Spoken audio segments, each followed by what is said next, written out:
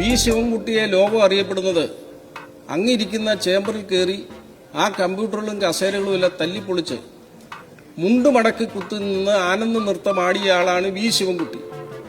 അന്നാണ് ലോകമാദ്യമായി വി ശിവൻകുട്ടിയുടെ ശുഷ്കാന്തി ലോകമെമ്പാടും കണ്ടത്.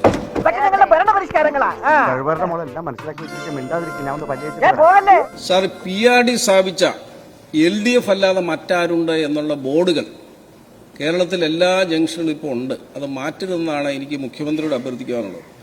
ആ ബോർഡുകളാണ് ഇന്നിപ്പോൾ UDFന്റെ ഐശ്വര്യം.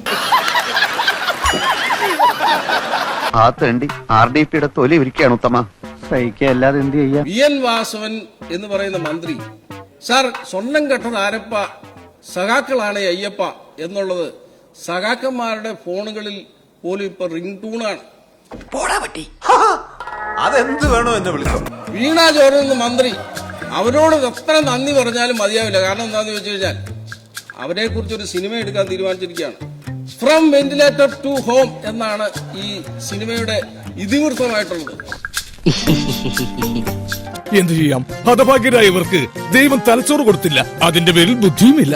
കാരണം ലോകത്താദ്യമായി വെന്റിലേറ്ററിൽ നിന്നും ഡിസ്ചാർജ് ചെയ്ത് വീട്ടിലേക്ക് പോയ ആദ്യത്തെ ആളാണ്. ട്രംപിന് പോലും അങ്ങനെ സംഭവിച്ചിട്ടില്ല. കഴിഞ്ഞ ആഴ്ച നടന്ന കാര്യങ്ങൾ പറഞ്ഞ് എന്നെ നാറ്റിക്കരുത്. എന്റെ പൊന്നു മക്കളെ, എനിക്കിതൊന്നും കണ്ടുക്കാൻ പറ്റുള്ള, ഞാൻ പോണേണ്. അപ്പൊ ബാക്കിയുള്ളവർക്ക് 125 വെച്ചാൽ നീ അങ്ങോട്ട് കൊടുത്താൽ മതി. ഞാൻ ഏറ്റു. നമസ്കാരം. അടുത്ത് പറയാൻ പോകുന്ന ഞാൻ MLA ആയ എറണാകുളം നിയോജകമണ്ഡലത്തിലെ P. രാജീവിനെ കുറിച്ച്. അദ്ദേഹം ഇതുവരെ തോൽവിയെ സമ്മതിച്ചിട്ടില്ല സാർ. അതെന്താ? ഞാൻ തറവാട്ടി പറഞ്ഞവനാ.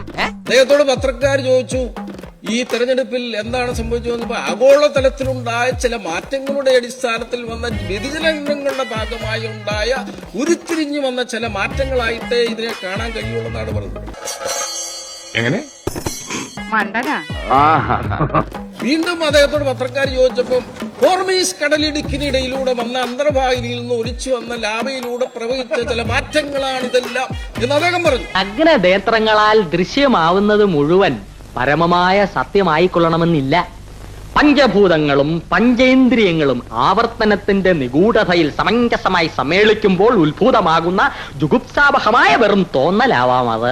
എന്താണ് ബുദ്ധി ഈ തലവെളി കാണിച്ച അടക്കല്ല മണ്ടാറ്. അപ്പൊ വീണ്ടും പത്രക്കാർ ചോദിച്ചു, ഈ കളമശ്ശേരിയിൽ എന്തുണ്ടായി എന്ന് ചോദിച്ചു. ആ കളമശ്ശേരിയിൽ എന്തുണ്ടായെന്ന് ചോദിച്ചാൽ പറഞ്ഞു, തോറ്റിട്ട് ജയിക്കുകയും ജയിച്ചിട്ട് തോക്കുകയും ചെയ്യുന്ന ചില പ്രതിഭാസത്തിന്റെ അടിസ്ഥാനത്തിൽ റിട്ടേണിംഗ് ഓഫീസർ കൊടുത്ത ഒരു സർട്ടിഫിക്കറ്റിന്റെ സാങ്കേതികമായ അടിസ്ഥാനത്തിൽ ചില മാറ്റങ്ങൾ സംഭവിച്ചതായിട്ടേ പറയാം.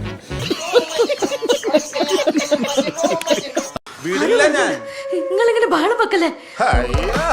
ഫ്രോഡുകൾക്ക് ഇത്ര മര്യാദയേ ഉള്ളൂ. ഇനി ഞാൻ ഒച്ച എടുത്ത് സംസാരിക്കും.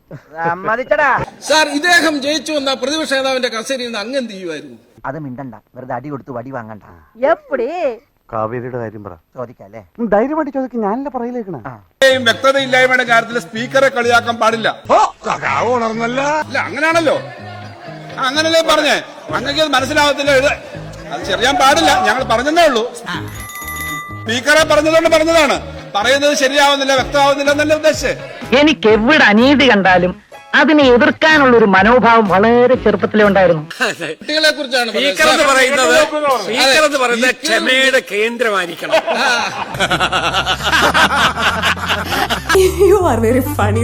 കഴിഞ്ഞ ദിവസം ഞാൻ എറണാകുളത്തും തിരുവനന്തപുരത്തേക്ക് പോരുമ്പോ ഒരു യാത്രക്കാരൻ എന്നോട് ചോദിച്ചു, നിങ്ങൾ എവിടെ പോകുന്നു, നിങ്ങളെ കണ്ടുപരിചയമുണ്ട്? ഞാൻ പറഞ്ഞു, ഞാൻ ഇന്നയാളാന്ന് പറഞ്ഞു.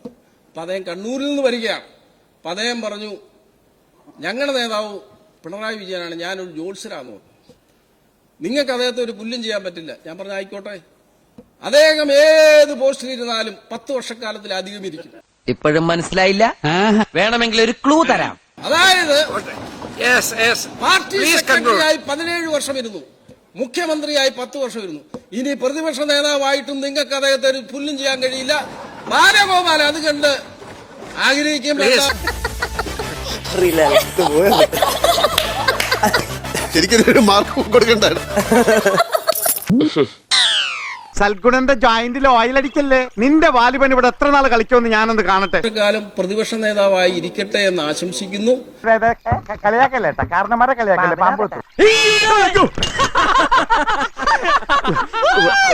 അങ്ങയെക്കുറിച്ച് നല്ലത് പറയാൻ അവസരം തരാത്തതിന് ഞാൻ വിഷമത്തോടുകൂടി ഈ പ്രമേയത്തെ അനുകൂലിക്കുന്നു. നന്ദി. നമുക്കത് വ്യക്തിപരമായി പറയാം. ആളൊരു വിവരദോഷിയാണെങ്കിലും ഈ പറഞ്ഞത് ദോഷമില്ലാത്ത വിവരമാണ്. പിന്നെ ഒരു കാര്യം ചെയ്യാം രാവിലെ